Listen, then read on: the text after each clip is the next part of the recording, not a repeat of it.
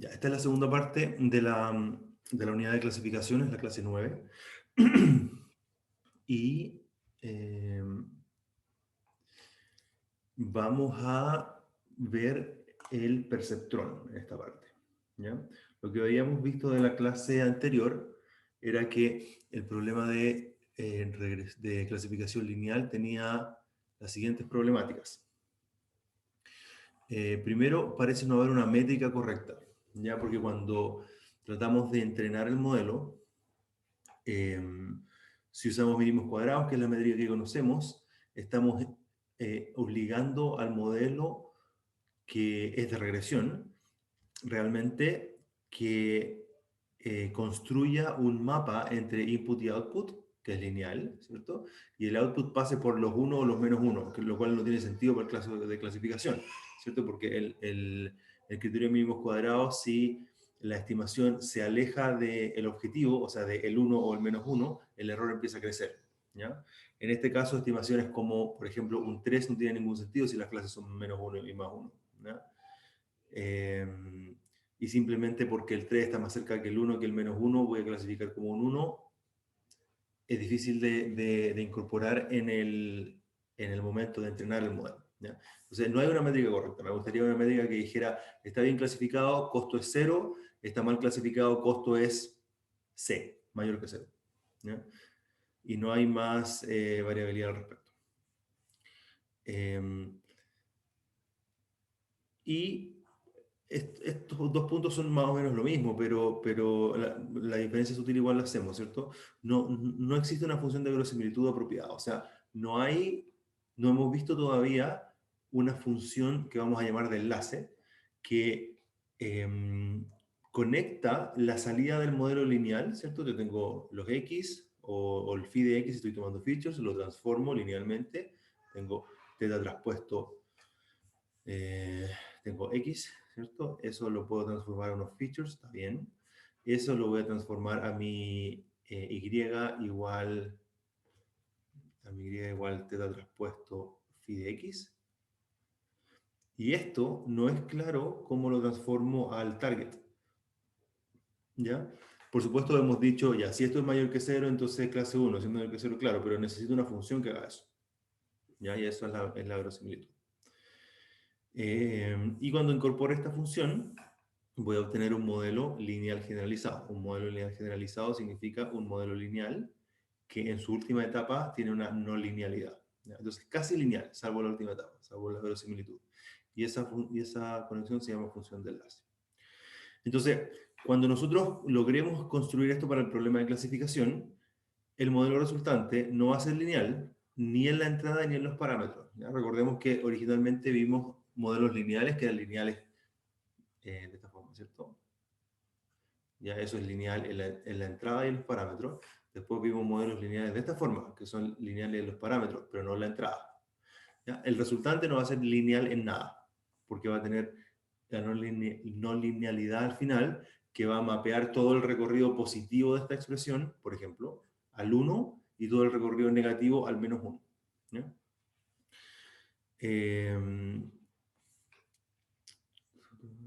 Ya, y por supuesto, aquí, bueno, el comentario sobre el caso multiclase, ¿cierto? Y no va a ser lineal porque de punto a punto, o sea, de aquí a acá, la función lleva de un espacio de valores continuo a un espacio de valores que son K-símbolos. Entonces, por supuesto, no puede ser lineal, ¿ya? Entonces, una forma de satisfacer todos estos requerimientos es el uso de una función que se llama perceptrón, que fue definida por Rosenblatt en 1958. ¿Ya?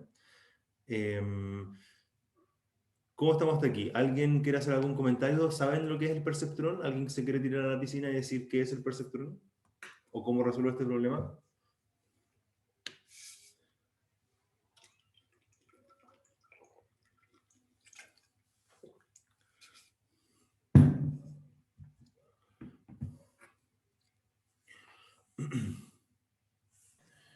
Recuerdo que el perceptrón era como tomabais la data, por así decirlo, y le dabais un cierto peso. Y dado darle cierto peso, hacéis como una combinación lineal entre esas cuestiones.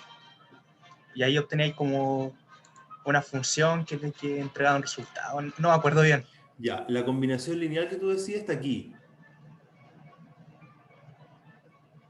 Porque esto que está ahí, bueno, voy a tomar este ya, para tener una notación más ligada. Eso recuerda que es teta 1, x1, más teta 2, x2, más teta 3, x3, así. ¿Ya? Esa es la combinación lineal. Pero la parte interesante es la que viene después, es esta. ¿Ya? Y eso es el perceptrón. Bueno, el perceptrón no es todo en realidad, pero... aquí está la definición. El perceptrón es una función no lineal, ¿ya? Que recibe un vector de características de x, que puede ser phi de x o el mismo x, y le asigna el valor más o menos 1 de la siguiente forma. Entonces, se tiene el x pasa por el phi de x entra en combinación lineal con el teta, que es el parámetro, y después pasa por una función que es esta. ¿Saben cómo se llama esta función? La función de activación. Claro, esta es la función de activación, pero esta función en particular tiene un nombre, así como La Heaviside. así como esta Perdón. se llama seno. Claro, este Así es como. el, este es el escalón de Heaviside. No estoy seguro si ese es si se deletrea así, si está mal, díganme. Ya. Entonces, lo que decía por ahí, no sé qué, de la combinación lineal, es lo siguiente. Yo puedo tener un X que está en R, ¿cuánto habíamos dicho al comienzo? En Rm. Eso lo voy a transformar a un phi de X que va a estar en Rd, ¿cierto? Y ese phi de X, por supuesto, va a tener coordenadas porque está en Rd, ¿cierto? Entonces tiene phi 1, phi 2, ¿no? Desde ahora en adelante, cuando diga X o phi es lo mismo, ¿no? En general voy a decir X porque quiero usar una notación más limpia, pero siempre tengan en cuenta que cuando digo X puede ser una transformación de X que es fija, ¿ya? Porque nos vamos a concentrar en lo que viene después del phi, que son las cosas que ajusto, como el teta, ¿ya? Entonces, este X, en vez de decir este phi, por supuesto, tiene distintas coordenadas, tiene m coordenadas, ¿cierto? Entonces tengo el x1, el x2, hasta el xm. Y esto que está aquí, el teta traspuesto x, es equivalente a decir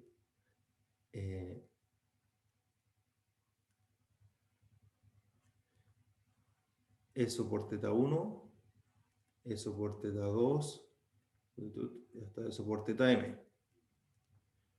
¿Ya? Entonces, lo que va aquí ahora en este diagrama es teta traspuesto x, ¿ya? Que es lo que está ahí. Y ahora acá está el f.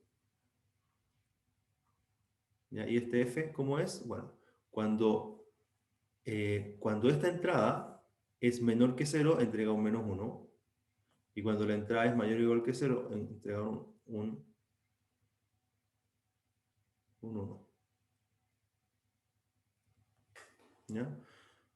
O simplemente así. Entonces, este es el perceptrón. Todo eso. ¿Ya? ¿Alguna pregunta? ¿El perceptrón es todo ese proceso? Sí. Sí, porque el perceptrón es originalmente un modelo para una neurona. ¿Ya? Y la neurona se activa, o sea, da un 1, cuando estos X están en cierta región. Entonces, ¿qué va a pasar acá?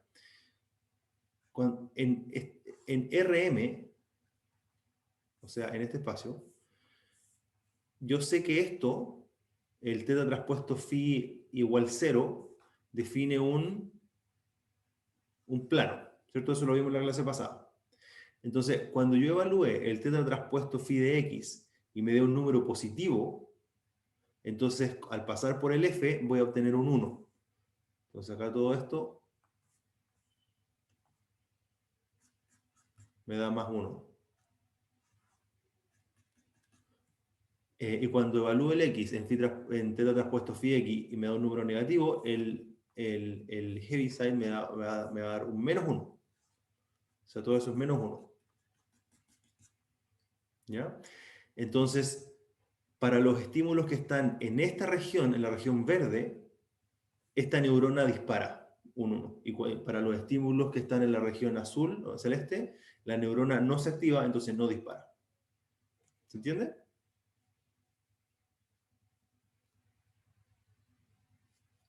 ¿Se entiende o no se Sí, entiende?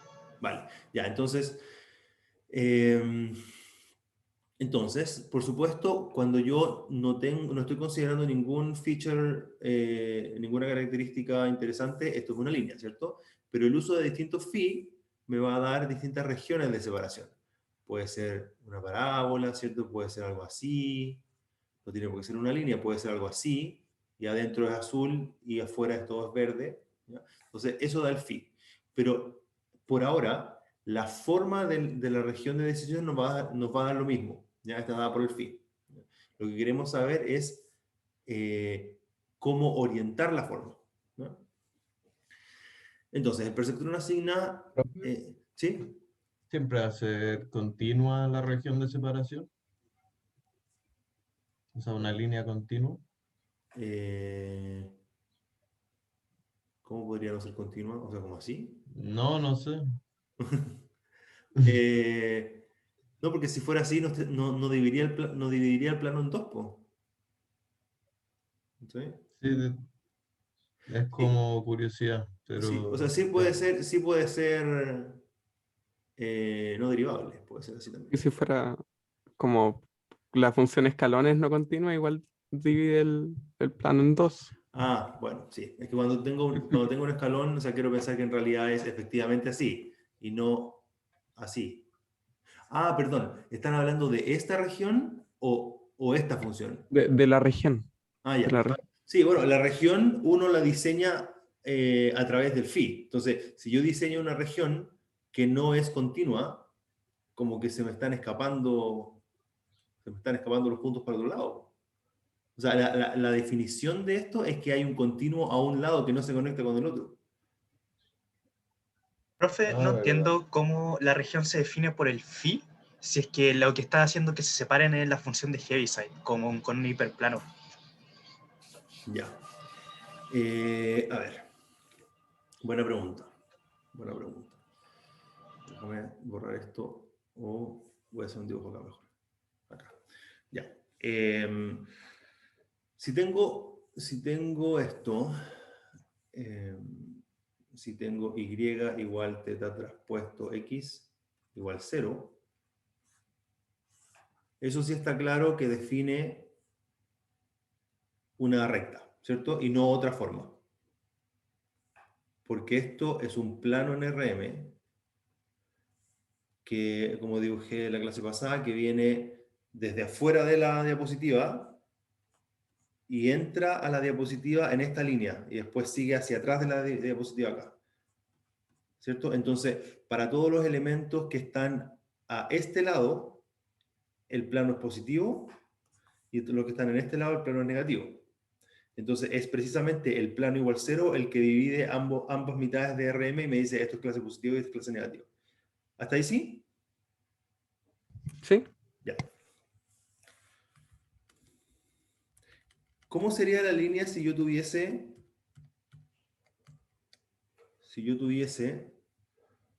em, si yo tuviese un rojo ahora, si tuviese eso, ¿cómo sería la línea si yo tuviese eso?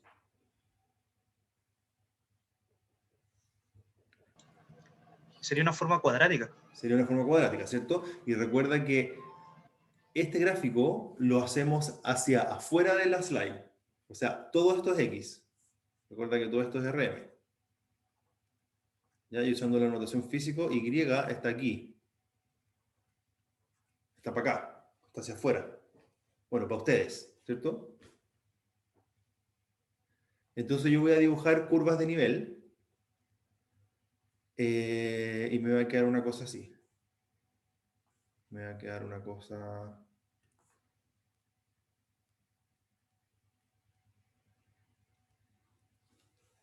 así.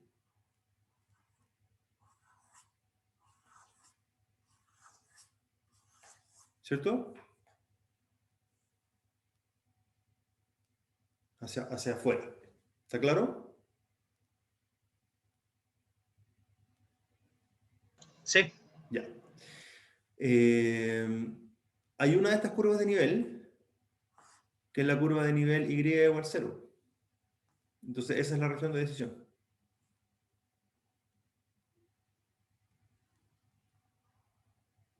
Entonces, todo lo que quedó adentro es clase negativa, porque esto da menor que 0, y todo lo que está afuera es clase positiva, porque el otro da menor que 0. Por supuesto, esto lo hice mal. Pues. Hay que agregarle el offset, ¿cierto? X0 menos X0 para tener ahí. Y hay que agregarle una excentricidad también para que sea más interesante el ejemplo. ¿Ya? Entonces, la transformación no lineal del X es lo que define la forma de la región de decisión.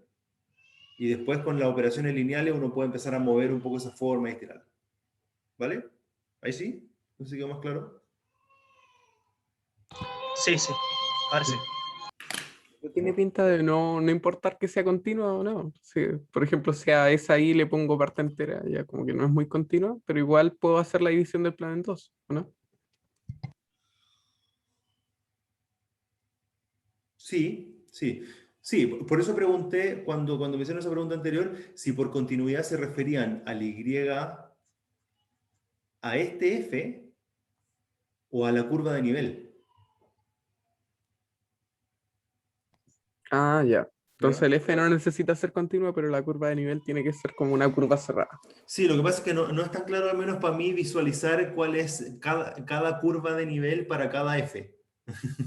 Pero, pero efectivamente, o sea, la curva de nivel va a estar dada para el F igual 0, pero si el F tiene discontinuidades, da lo mismo, mientras en torno a 0 no tenga discontinuidades. Ah, ya. ¿Ya? Pero básicamente hay un dibujo que seguramente no he hecho, es que soy re malo para el dibujo, entonces no sé si entiende cuando hago estos dibujos, pero hay otra forma de entender esto, que es esta. Esto es, este plano que está como, que está horizontal, es RM, ¿cierto? Que es donde están los X. Y puedo dibujar también el Y ahora hacia arriba, en vez de hacia afuera acá. ¿Ya? Entonces, en el caso del plano, tengo algo así, ¿cierto? El plano va pasando por ahí y eso genera una región de decisión que es esta que está aquí, que es donde corto cada lugar donde corto el plano. Ya, es que quedó súper mal ese dibujo. Pero en realidad lo que quiero hacer es el siguiente. Cuando yo tengo esto, cuando tengo la parábola, ¿cierto? Que es algo como así,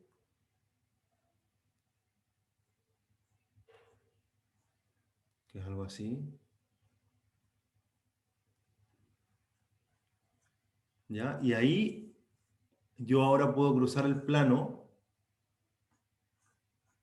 Y igual 0.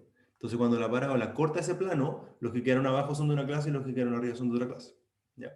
Entonces, esa era una parábola, pero yo puedo hacer cualquier phi de x, ¿ya? Y que tenga cualquier forma, puede ser una superficie que es cúbica, no sé.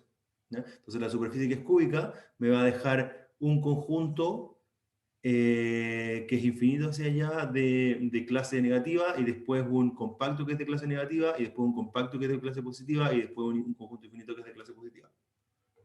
¿Se entiende?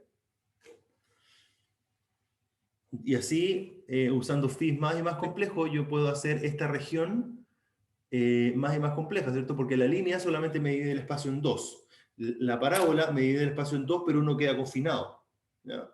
Después cuando si yo empiezo a usar phis más expresivo, en particular los polinomiales, puedo ajustar la curva de forma más y más detallada, ¿cierto? Porque va a llegar el momento en donde mi clasificador, porque los lineales que estamos hablando solamente sirven para clasificar algo de ese tipo, ¿cierto? Pero después, para clasificar algo de este tipo, voy a necesitar, por ejemplo, algo como la parábola, que me confine algo al medio y el resto es de la otra clase. ¿Ya? Ahora, si tengo esto, voy a necesitar más grados de libertad, y así. Ya, ahí sí quedó más claro la región de decisión. Aquí, ya. Ya, volvemos entonces al perceptrón. El perceptrón, entonces, recordemos una combinación lineal de la entrada y luego eso está pasado a través de un escalón de Heaviside. Entonces, el perceptrón asigna la clase más 1, perdón, asigna clase C1 si Y, que es la salida del escalón, es 1, y la clase C2 si la salida del escalón es menos 1. Entonces, esto es distinto de la codificación anterior, ¿cierto? Porque la codificación anterior nos decía 1, 0, 0, 1. El 1, 0 era clase 1, el 0, 1 era clase 2. ¿Ya? Ahora es distinto, tenemos solo un escalar y tiene estos dos valores. ¿Ya? Y por supuesto, cuando phi es lineal, este es el clasificador lineal. Sin embargo, la parte de asignación de clase es parte del modelo. Aquí el f es parte del modelo y no como en la parte anterior que dijimos ya, nosotros vamos a entender que x es clase 1 si la salida del modelo es positivo. ¿Ya? Aquí esa interpretación es parte del modelo y es la verosimilitud. Ahora, para resolver la segunda pregunta, o la segunda falencia en realidad, que es esa, ¿cierto? O sea, perdón, la primera falencia, que es falta de una métrica, esto automáticamente nos da una métrica, ¿ya? Y esto permite cuantificar cuáles son, o identificar cuáles son las muestras, las instancias o las entradas que están mal clasificadas. Porque observemos que si una muestra es clase 1 y está bien clasificada, entonces su Y es 1 y además su argumento acá es positivo. Mientras que si un elemento es clase menos 1, entonces el Y es negativo, el F es menos 1, y lo que está aquí dentro es negativo también. Entonces, una condición para ambas clases, y no decir para clase 1 tanto y para clase 2 tanto, es hablar, perdón, es identificar este producto. ¿Ya? Para un punto, el conjunto de entrenamiento, o sea, de cualquiera de las dos clases, está bien clasificado si cumple esto. Si cumple que el producto entre el argumento del perceptrón, que es esto que está aquí, y el target, o sea, la salida del F, es positivo, entonces está bien clasificado. ¿Por qué? Porque para que sea positivo, necesito que estos dos sean del mismo signo. Y para la clase 1, esto es positivo y esto es 1, y para la clase menos 1, esto es negativo y esto es menos 1. Entonces el producto siempre es positivo. Entonces esta es la condición para que todos los datos estén bien clasificados. ¿Pregunta? No sé, tengo el chat cerrado.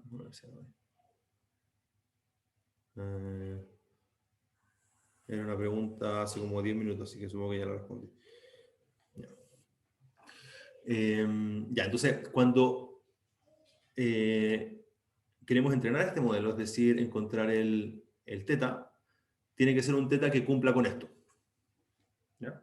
Así vamos a encontrar el teta. Esta va a ser nuestra función de costo ahora.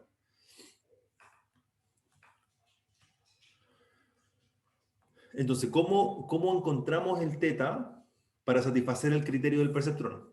¿Ya? Que es este que está aquí. Bueno, lo que podemos hacer es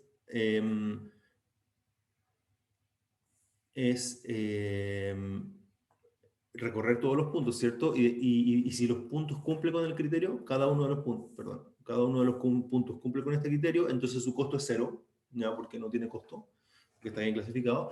Y si no cumple con el criterio, o sea, hay un n tal que este teta traspuesto phi x ntn es menor que 0, entonces le voy a asignar un costo. Y ese costo va a ser precisamente eso mismo. ¿Ya? Si hay una muestra para la cual esto no es positivo, entonces le voy a sumar un costo que es, como esto es negativo, voy a hacer que el costo sea menos eso para que el costo sea positivo, porque estoy diciendo que cuesta, ¿ya? Que está mal. Entonces, de esta forma, denotando M el conjunto de los puntos mal clasificados, se debe minimizar la siguiente función objetivo. Ya. Para no enredarse con esta expresión, leamos de atrás para adelante, no de aquí para allá, sino que de aquí para allá. La función de costo, entonces, de el perceptrón va a ser una suma sobre el conjunto de todos los puntos mal clasificados, tiene sentido, ¿ya? De el costo, que es el costo que acabo de definir acá, ¿ya? Con su signo menos y todo. Notemos que esto se puede escribir también cambiando esta variable muda que está aquí, ¿cierto? Diciendo que en vez de considerar solamente los puntos mal clasificados, voy a considerar todos los puntos, la sumatoria sobre todos los puntos, pero voy a agregar esta indicatriz, ¿ya?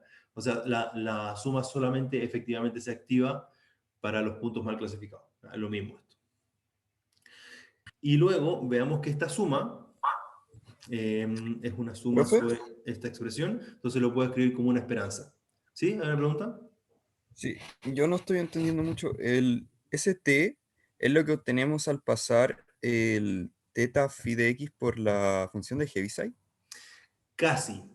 Eso no es lo que obtenemos, eso no es lo que dijiste tú, es lo que queremos obtener. O sea, queremos que el y sea lo más cerca posible del t. ¿Ya? Voy a hacer un recordatorio aquí. Datos igual xy, ti, y igual 1 a n. ¿Ya? Esos son los datos de entrenamiento. Y yo quiero, perdón, y mi estimador a cada xy le asigna un yi. Entonces lo que yo quiero es que mis yi sean lo más cercano posible a mis ti. Ah, ya, ¿Ya? ya, gracias. Entonces, antes de hacer ninguna estimación, quiero asegurarme que mi modelo, o sea, mi teta, cumple con clasificar todos los elementos del conjunto de entrenamiento bien, que es el equivalente al problema de regresión, decir que quiero encontrar la recta de mínimos cuadrados. ¿Ya? Ya, gracias. Entonces, para eso, fijo un criterio, que es el criterio del perceptrón, que es, en vez de mínimos cuadrados, aquí yo puedo decir que tengo error cero, ¿cierto? Porque solamente tengo que separar ambas clases, no tengo que hacer ningún compromiso entre estar más cerca de alguien o no. Entonces, el criterio del perceptrón va a ser, para todas las muestras, con el teta que yo estoy definiendo, para todas las muestras, necesito que lo siguiente se cumpla. Que teta traspuesto phi, o sea, el valor del nivel plano, tenga el mismo signo que la etiqueta. ¿Ahí sí? Sí, Ya, súper bien.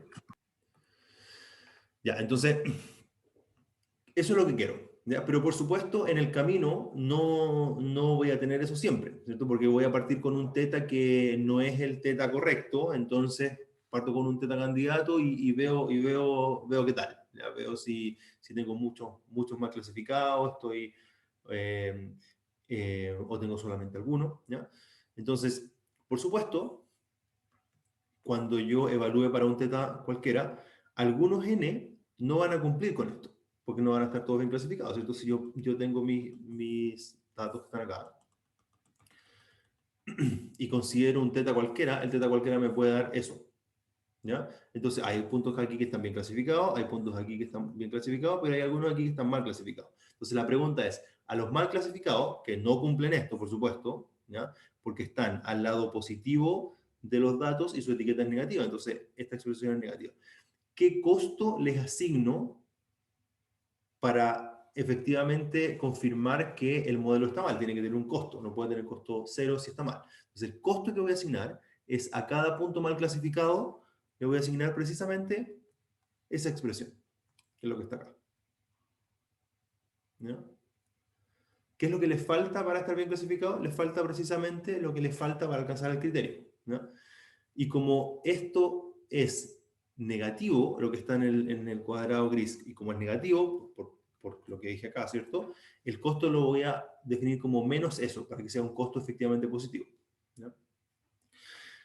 Entonces, si tengo un conjunto de puntos mal clasificados llamado M, entonces el costo de todos, es decir, el costo de S, más S, más S, más S, todos los que me quedaron mal clasificados, con rojo, ¿cierto? S, va a ser suma sobre el conjunto de puntos mal clasificados por el costo de estar mal clasificado, que es lo que está aquí, que es eso que está aquí. ¿Ya? Ahora, esto que está aquí, en vez de hacer la suma como una variable, o sea, como una suma sobre esta variable, voy a decir que es la suma sobre todos los puntos, porque identificar el conjunto, parece poco intuitivo, identificar el conjunto de puntos mal clasificados. Entonces, voy a correrlo sobre todos los puntos y voy a poner esta indicatriz. Entonces, para cada punto, primero, evalúo si está bien clasificado y si está mal clasificado, agrego su costo. Y esto, como es una suma sobre los puntos, una suma sobre los datos, lo puedo escribir como una esperanza, ¿cierto? Esta esperanza tiene una ley, que es la ley PXT, que es la ley de donde vienen los datos, que no la conozco, pero no importa, eso no quiere decir que no pueda escribir la esperanza. ¿Ya? ¿Y qué argumento tiene la esperanza? Bueno, el mismo argumento que está acá. Entonces uno puede asumir que el costo que yo estoy minimizando es una aproximación empírica de la esperanza de esta función de costo. ¿Ya? ¿Y qué es esta esperanza? Es, para mi teta, es el costo esperado de una muestra con distribución esto. ¿Ya? Pero nosotros quedémonos acá nomás, no importa más que eso. Ya. Entonces, ahora la pregunta es, ahora tengo que encontrar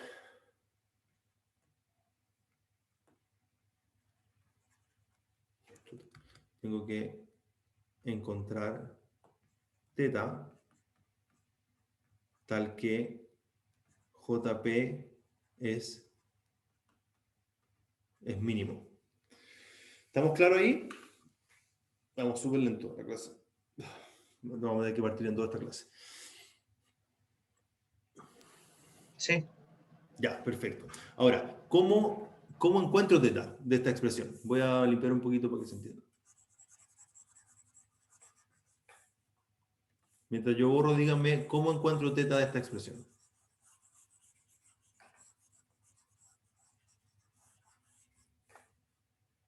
Ya. Tiene pinta que con verosimilitud, porque al menos tendremos los X. Claro, pero lo que hay que entender es que esta es la verosimilitud. O sea, Oh my gosh. sí, esta es la verosimilitud. Esta es mi función de costo. Entonces, lo que necesito hacer es optimizar esta función de costo para encontrar el teta que la hace más pequeña. ¿Ya? Entonces, ¿cómo puedo asegurarme que el teta que encuentro, en función de todos los x, phi y los t, como tú bien dijiste, cómo me aseguro que el teta que estoy encontrando es el que minimiza esta cantidad? ¿Cuál es el procedimiento para hacer eso? Revisar la forma funcional, onda si es cóncava o convexa, y luego derivar igual a 0. Perfecto, perfecto. Súper bien. Hagamos eso entonces.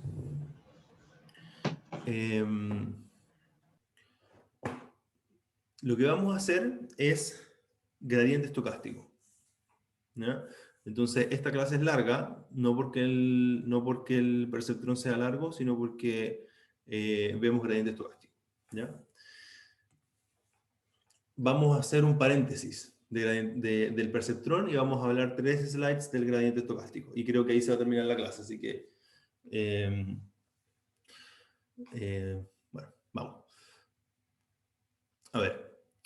En general, porque ya vimos el problema en regresión lineal, vimos el problema de mínimos cuadrados, ¿cierto? Vimos mínimos cuadrados regularizados, lo derivamos a mano, mínimos cuadrados también lo derivamos a mano, máxima verosimilitud también lo vimos a mano. ¿Qué más vimos a mano? Máximo a posteriori también lo vimos, ¿cierto? En particular. Vimos también la clase pasada clasificación lineal mediante mínimos cuadrados, también lo derivamos igual a más 0, ¿cierto? Pero va a haber, y en particular en este, casos en donde el derivar igualar a 0 no funciona, ¿ya? Porque no es posible resolver esto, ¿ya? Esto no es posible resolver. Entonces, cuando no es posible resolver esto, es decir, la derivada de la función de costo con respecto al parámetro igual a 0, cuando no es posible, tenemos que usar otro método. ¿Ya? Entonces, en aprendizaje de máquinas se busca un parámetro óptimo que minimice el error de ajuste, ¿cierto? O función de costo, de acuerdo. bueno, a una función de pérdida, ¿ya? Dicho problema puede ser escrito de la siguiente forma, ¿no? Tengo un teta gorro, que es el argumento minimizante de esto que está acá, ¿cierto? Que está en la función de costo para cada punto con una suma. En el caso más general, esto es j de teta. Hay algunos problemas en los cuales la función de costo ni siquiera es separable por datos, ¿ya? Los datos están todos combinados entre sí.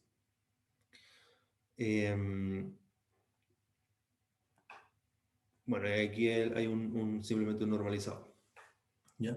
Entonces, por supuesto, Y y X corresponden a los datos, y Y gorro es la predicción, ¿ya? Entonces, en el caso general, el óptimo no puede ser encontrado de forma analítica, ¿ya? O sea, esto. O bien, uno puede decir, ¿sabes qué? Voy a usar gradiente. Porque como no lo puedo hacer, yo sé que yo puedo decir mi J es S, y no puedo encontrar el mínimo de forma analítica, entonces voy a usar el gradiente, ¿ya? Y el gradiente lo que hace es que parte con un teta 0 inicial.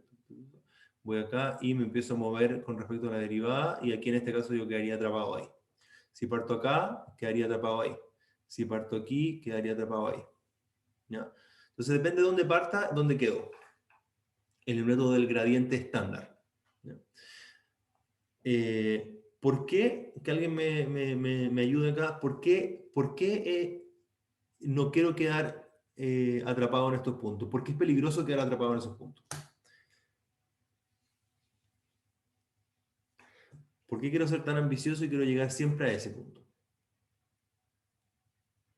Que la idea es tener el mejor clasificador posible, y si nos quedamos pegados en mínimos locales no vamos a tener como el mejor clasificador. Ya, súper bien. Es cierto, pero te contrapregunto, ese mínimo que está ahí, o ese mínimo que está ahí, igual significa algo. O sea, yo ya estoy haciendo una elección de un tipo de modelo, estoy eligiendo un phi, estoy eligiendo que es lineal, ¿cierto? Hay una cantidad de datos que también determina la complejidad de mi solución. Entonces, hacer la diferencia entre ese y esa después de todos los supuestos estructurales que ya hice, y además si ese es mínimo, algo bueno debe tener también, po. O sea, por ejemplo, un mínimo local puede ser, supongamos que uno tiene un problema de regresión de esta forma.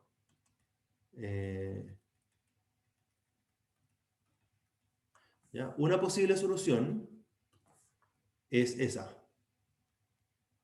¿cierto? Y otra posible, y esa voy a denotar el ruido con el mismo color, con un poquito de ruido, así, ¿cierto?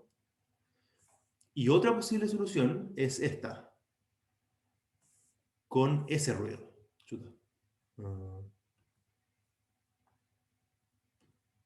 Con ese ruido.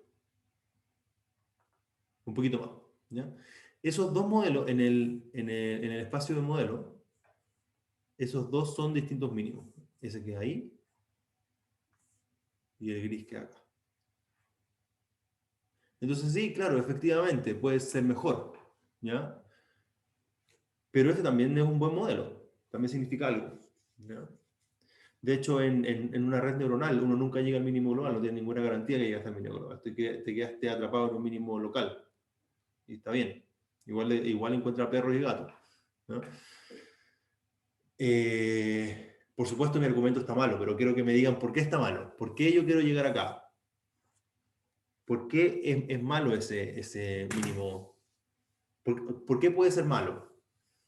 ¿Qué puede fallar en el ejemplo que estoy dando? Que como el error está construido por los puntos que están bien clasificados, mal clasificados, digo, entonces estaríamos diciendo que un perro es un gato. Eso puede generar problemas, ¿o no? Claro, claro. Bien. Una explicación entonces para evitar esto es la consecuencia que puede tener la predicción. Bien. Buen argumento. Ya. El otro problema de esto es que en realidad, lo que yo quiero minimizar Claro, ahí Matías dice un ejemplo súper relevante en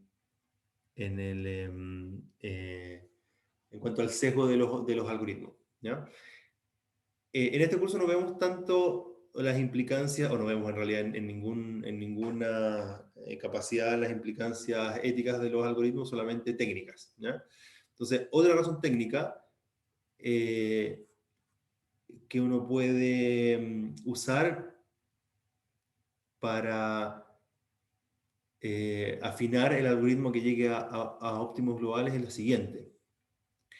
Nosotros en la función de costo teórica es de esa forma, ¿no? La función de costo cuadrática, por ejemplo.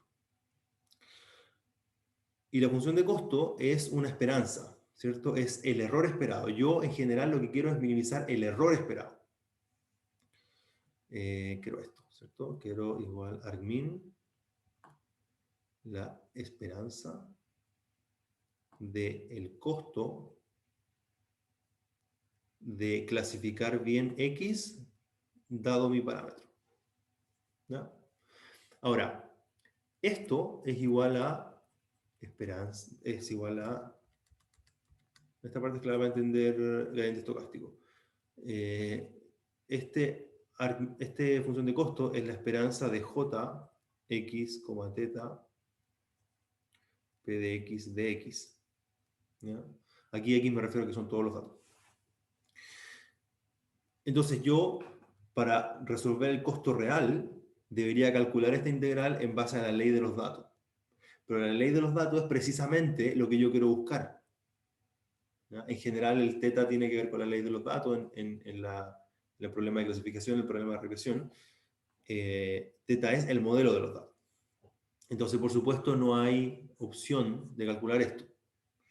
Pero como yo tengo un conjunto de datos que he ido observando, que son finitos, ¿cierto? Puedo aproximar esta integral mediante una suma de Monte Carlo. Como yo tengo puntos de P de X, que son mis datos, entonces puedo hacer una aproximación de esa integral dada por esa expresión, que es la suma de los J, ¿cierto? Con el 1 partido por n, y donde los X vienen de P de X, ¿cierto? Y no necesito yo recrear los X de P de X porque yo sé que los X tienen que venir del modelo, ¿no? Porque son mis datos. Entonces, cuando yo grafico mi función de costo, no es la función de costo teórica, es la función de costo que puedo aproximar con los datos que tengo. Entonces, ciertamente no se va a ver así. Se puede ver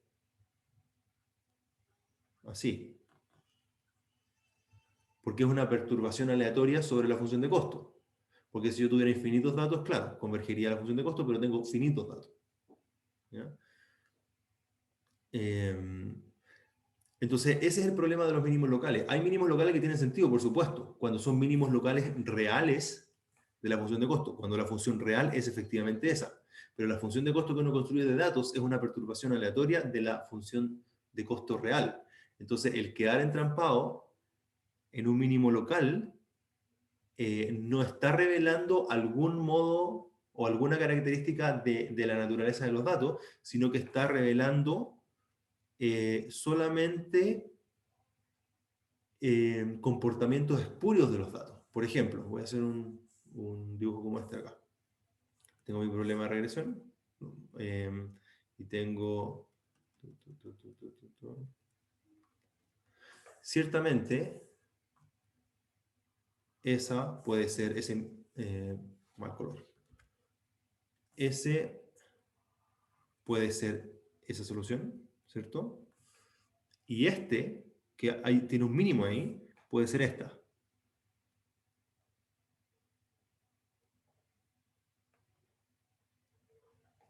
¿Ya? Puede ser eso. Entonces, el problema de elegir esta es que si yo ahora hago otro experimento, y para ese otro experimento, voy a hacer con otro color, para ese experimento, entonces la función de costo va a ser otra. Bueno, para esa secuencia de datos, entonces un mínimo local puede ser ese que está aquí. ¿Ya? Y claro, y voy de nuevo y voy siguiendo cada vez todos los datos. Pero todas, o sea, la que tiene menos error en promedio es la línea. ¿Ya? Entonces, ¿qué pueden significar los mínimos locales?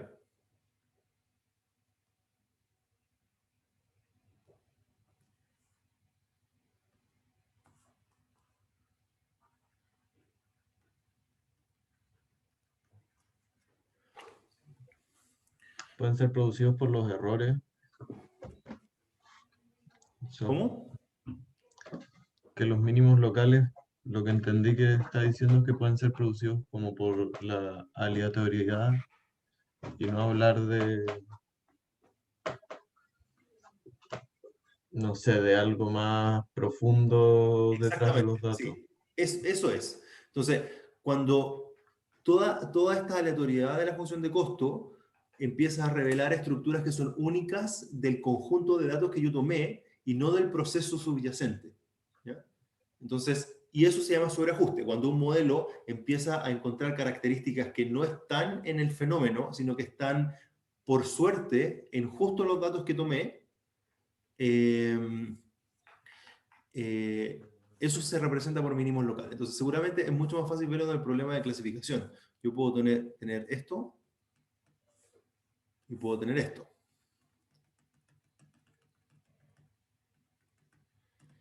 Entonces, a mí me gustaría encontrar esto y no me gustaría encontrar algo como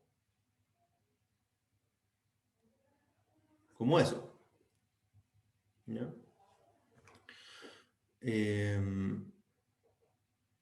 Entonces, por eso es importante considerar que esto es aleatorio.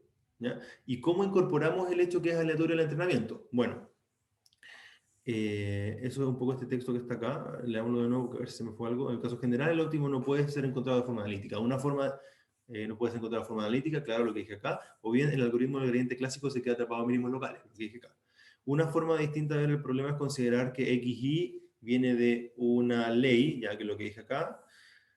Desde el punto de vista del problema se reduce a minimizar la esperanza. ¿Ya? Entonces, para eso vamos a hacer una alternativa al gradiente clásico.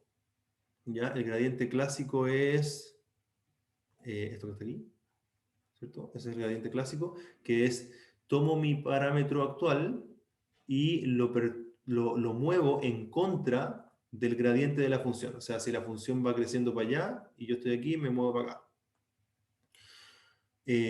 Sin embargo, recordemos que esto es lo que no conozco, ¿ya? Es la esperanza del costo. Porque la esperanza del costo depende de la ley de X y la ley de X no la tengo. Entonces, voy a usar las observaciones ID para hacer una aproximación de Monte Carlo, lo que les dije en la slide anterior, usando una sola observación por iteración. ¿Ya?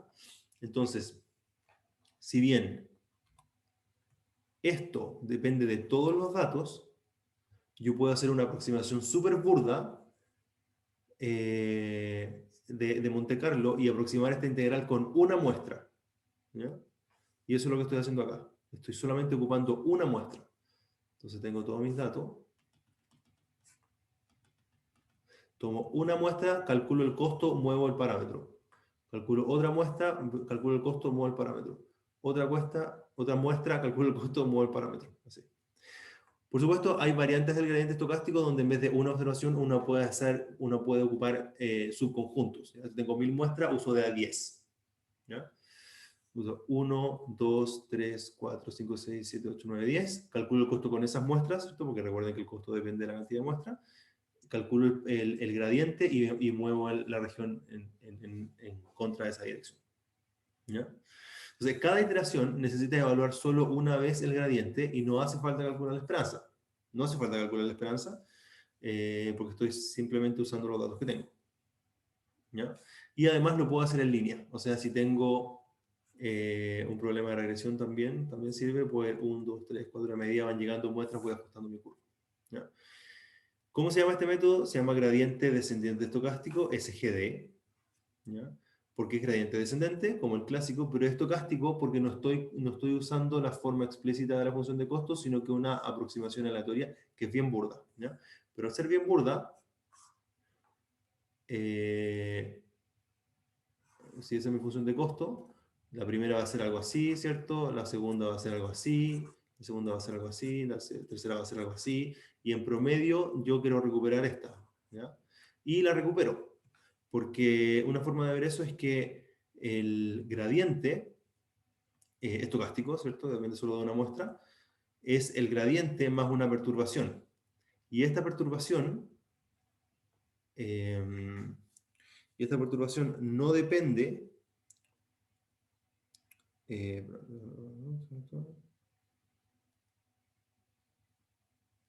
ya. Y esta perturbación tiene media cero.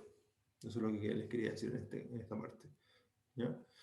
Entonces, como que las perturbaciones son simétricas en torno a la función de costo real, y las perturbaciones no dependen del valor que estoy encontrando. ¿Ya? Es lo mismo que en el caso de regresión uno tiene ruido, aquí es lo mismo, uno tiene ruido. ¿Ya? Y el gradiente provee robustez a mínimos locales, porque es lo que les dije la slide anterior. Entonces, ¿qué es lo que pasa efectivamente en el gradiente estocástico?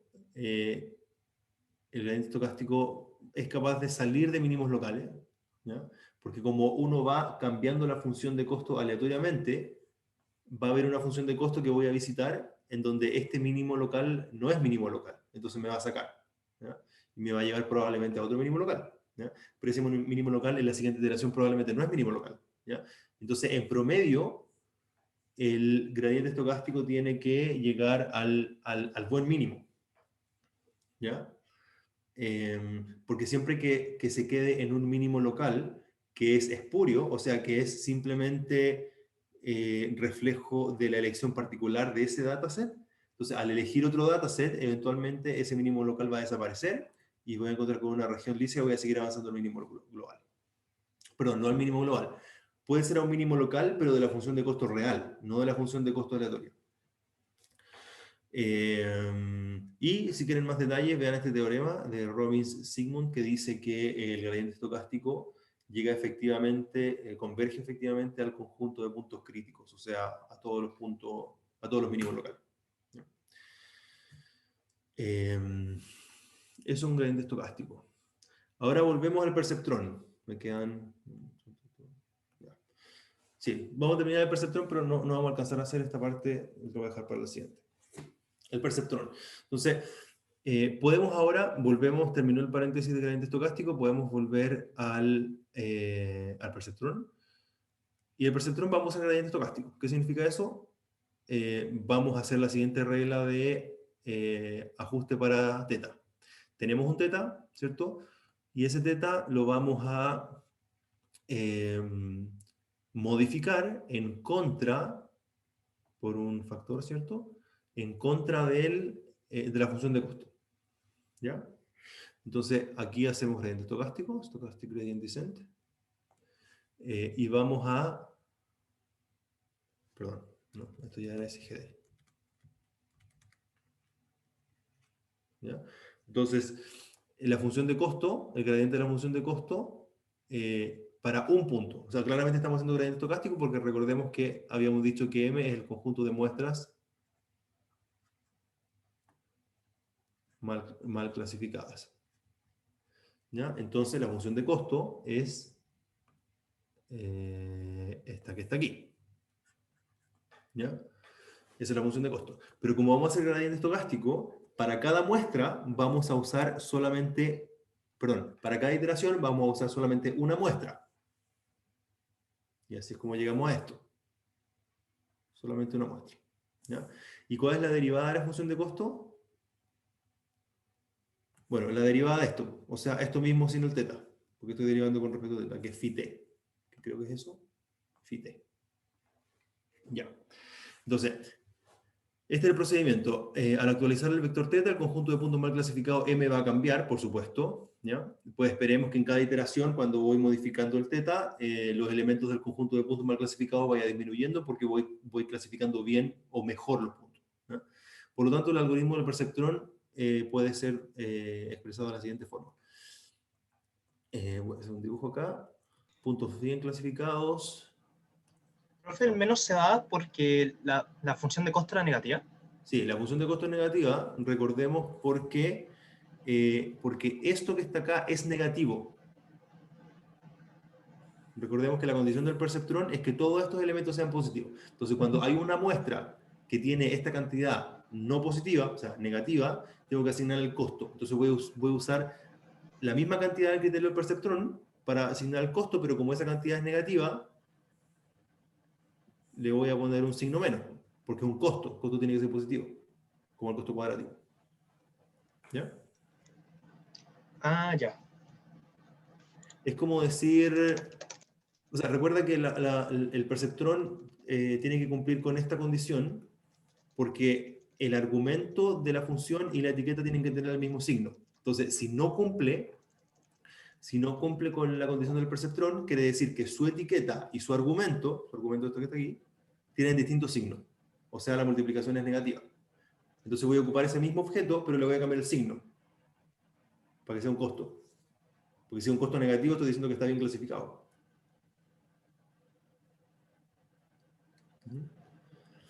Ya. Entonces, recorremos el conjunto. ¿Dónde estoy acá? Azul. Ya. Entonces, supongamos que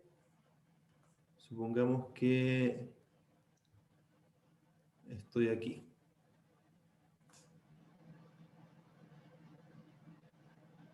Supongamos que estoy en esa línea. ¿Ya? Supongamos que estoy en... Ahí. Supongamos que esa es mi línea. Voy a recorrer el conjunto de los puntos mal clasificados. ¿Cuáles son los puntos mal clasificados? S y S. ¿Ya? Para cada punto en el conjunto de entrenamiento, o sea, en realidad para todos, si el punto XY fue clasificado correctamente por el vector de peso, se mantiene igual. Perfecto. Entonces voy por este, no cambio el teta, no cambio el teta, no cambio el teta, no cambio el teta, no cambio el teta, no cambio el teta, y en algún momento voy a llegar a este. Ya, ¿qué hago en ese? Si el punto fue clasificado incorrectamente, el vector teta tau, ¿ya? O sea, la iteración en la etapa tau de teta, es actualizado según la ecuación anterior, según esto, ¿ya? Con eta igual 1, elegimos un eta también, mediante. Tomo mi teta y le agrego esto. Por supuesto, es lo que dice acá. Es decir, el parámetro teta está paso a paso modificado en la dirección de las características. Le agrego las características, ¿cierto? Porque la característica, si el punto es clase 1, entonces se le agrego porque esto es 1. Y si el punto es clase menos 1, entonces se la resto porque esto es menos 1. Con un multiplicador más menos 1 en base a la clase verdadera hasta que todos los puntos estén bien clasificados. ¿Ya? Entonces, como está mal clasificado, voy a decir que esta es la clase menos 1. ¿Ya? Y esta es la clase más 1. Como este está mal clasificado, tengo que sumarle menos phi x. ¿Ya? Y voy a asumir que estoy en el caso lineal, así que voy a decir tengo que sumarle x. Perdón, menos x, tengo que restarle x. Ahora, ¿para qué fue la clase anterior? Recordemos que es teta. La clase anterior donde vimos como la interpretación geométrica de esta línea era para esto. Ese es teta. Es perpendicular al hiperplano. Entonces lo que está diciendo el algoritmo del perceptrón es que yo ahora le agregue el x. O sea, le agregue como esto, está ahí.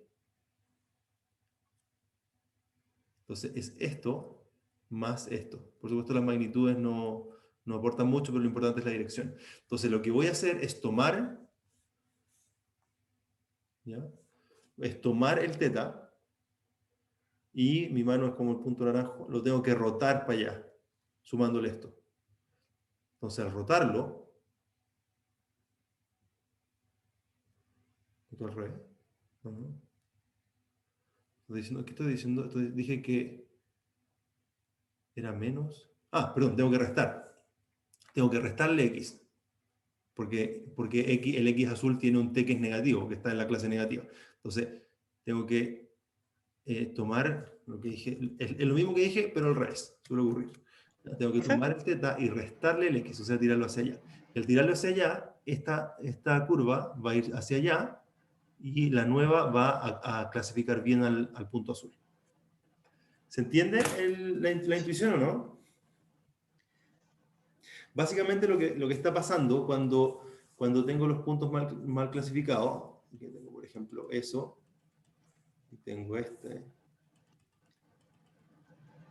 y tengo mi región de decisión, esa. Por supuesto aquí tengo 3 puntos mal clasificados. Entonces, lo que está haciendo el criterio de perceptrón es ir por todos los puntos, ya los que están bien clasificados no hago nada. Pero cuando me encuentro con un punto que está mal clasificado, le agrego su dirección al vector de la región de decisión. Entonces le empiezo como a pegar como golpes, como a martillazos, así, hasta que queda en un punto de equilibrio al medio.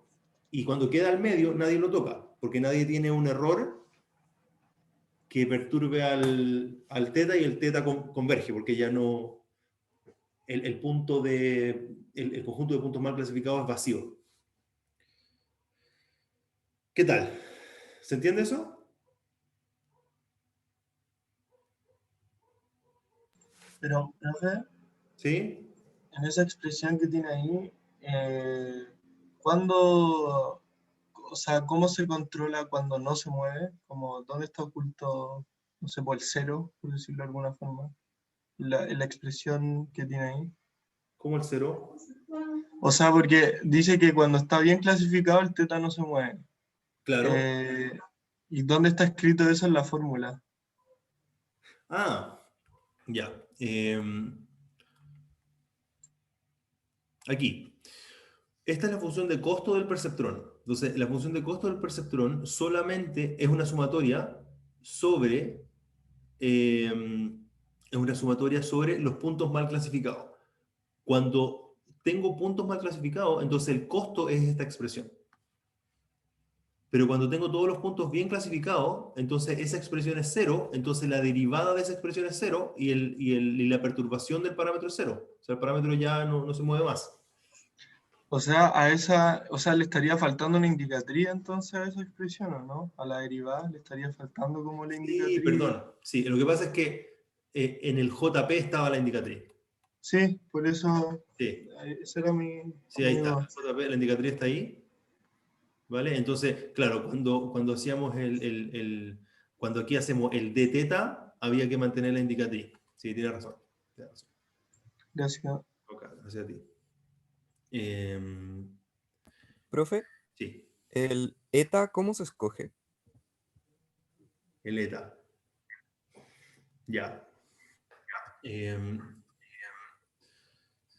Buena pregunta. El eta tiene que ver con esta convexidad, con la velocidad que yo quiero alcanzar. Por ejemplo, si yo quiero llegar de aquí directamente al mínimo, necesito cierto eta. Si quiero ir de a poquito, necesito un eta más chico, ¿cierto? Entonces, en general, en la práctica, el eta uno va probando mediante prueba y error, ¿ya? El método de Newton tiene un eta que es el eta óptimo en base a la concavidad de la función de costo. Pero en estos casos, como nosotros no conocemos la función de costo a priori, no nos preocupamos de encontrar un eta óptimo. ¿Ya? Una forma de encontrar un buen eta es con la varianza de esta expresión. Porque si te das cuenta, esto que está acá, el θ tau más 1, igual θ tau más algo, ¿cierto? Más el eta, Esto es un sistema dinámico, es una cantidad θ que va evolucionando en el tiempo, ¿cierto? Tiene una parte determinista que es esa y tiene una parte aleatoria. Como en los sistemas dinámicos lineales, en general uno tiene aquí un parámetro que es menor que 1 para que el sistema no explote, ¿cierto? Porque si aquí yo tuviera un 2, esto explota al tiro, independiente de lo que le ponga acá, porque empieza a diverger, ¿cierto? Cuando esto es menor que 1, el sistema es estable, porque cada vez voy achicando el θ, aunque hay una perturbación, pero cada vez lo voy achicando. Pero cuando es 1, la estabilidad de este sistema depende de la perturbación. La perturbación me puede mantener finito o me puede explotar, ¿cierto? Porque como es recursivo, estos errores se van agregando. Entonces, para que esto es muy, muy, muy informal, para que esto sea estable, esta varianza tiene que ser menor que 1. ¿Ya? Y para que esa varianza sea menor que 1, eta tiene que ser menor que tiene que ser menor que el inverso de esta varianza. Entonces, un teta que en general se usa, que sea lo más rápido posible, pero que no explote la recursión, es el teta un poquitito menor que el inverso de la varianza de esto. ¿Ya? ¿Y por qué hablo de la varianza de esto? Porque recuerda que x es aleatorio.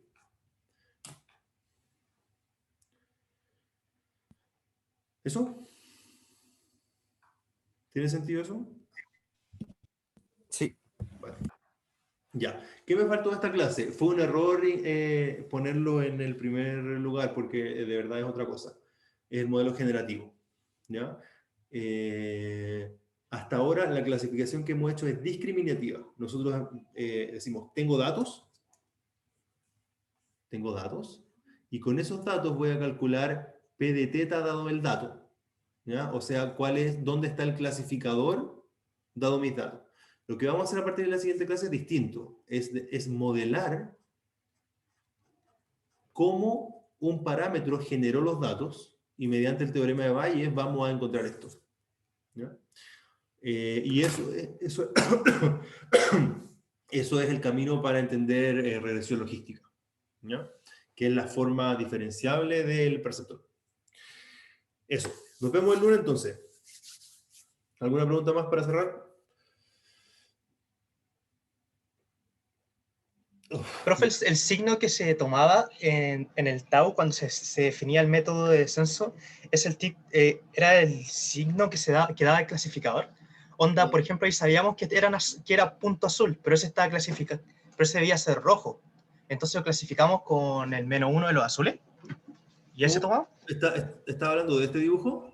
Sí, ese mismo dibujo. Ah, ya. Que... No, acá yo dije que la clase azul es la -1 y la clase roja es la +1. Eso yo lo definí, ¿ya? Entonces, si este punto azul está mal clasificado, de acuerdo al criterio del perceptrón, le tengo que sumar su propio t por x. Y su propio t real, estoy diciendo que es -1. Entonces tengo que traer la curva hacia acá. Ya. ¿Ya? Si yo hubiese hecho la notación al revés, si hubiese dicho esto es +1, claro, esto es -1, entonces, según el dibujo, ese punto azul sigue siendo mal clasificado, y el criterio del perceptrón me dice que le tengo que ahora, sumar 1. Claro, pero si hubiese sido esa la notación, el teta habría estado para el otro lado, porque el teta apunta al más. Entonces es lo mismo. En el ejemplo que yo dije, el teta estaba para allá. Si yo hubiese invertido la notación, el teta habría estado para acá y habría tenido que restar el x en vez de sumarlo. Es lo mismo. Funciona igual, ya. Claro. Entiendo. Por eso solamente quise ser cuidadoso con la notación, ¿cierto? El restar o sumar el teta es lo mismo, perdón, el x es lo mismo si el teta está para arriba o está para abajo. Por eso me da lo mismo cuál es cuál clase es cuál, si soy ordenado con la notación. Por eso gasté tanto tiempo en la clase anterior entendiendo cómo dibujar la curva en base a los parámetros. El teta está ahí, o el a, ¿cierto? El b, la distancia al origen.